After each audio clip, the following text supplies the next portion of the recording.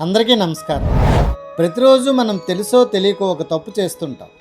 ఎదుటివారిలో ఉన్న ఎన్నో మంచి గుణాలను వదిలేసి ఒక చిన్న లోపాన్ని చూస్తుంటాం.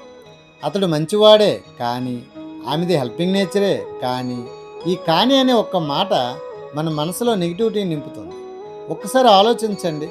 ఒక తెల్లటి కాగితంపై చిన్న నల్ల చుక్క ఉంటే మన దృష్టి ఆ చుక్కపైనే ఉంటుంది. కానీ ఆ కాగితంలో ఉన్న తెల్లదానాన్ని మర్చిపోతాం.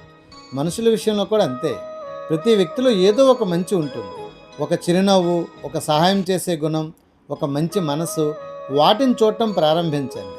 ఎదుటివారితో ఇలా అనండి, మీ మనసు చాలా మంచిది, మీరు అందరితో చాలా ప్రేమగా ఉంటారు అని చెప్పండి. ఎందుకంటే మనం ఇతరుల్లో చూసేది చివరికి మనలోనే పెరుగుతుంది.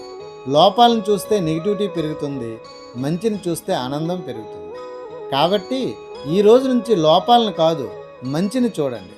విమర్శలను కాదు, ప్రశంసలను పంచండి. మీ జీవితంతో పాటు మీ చుట్టూ ఉన్న ప్రపంచం కూడా మారిపోతుంది. Thank you.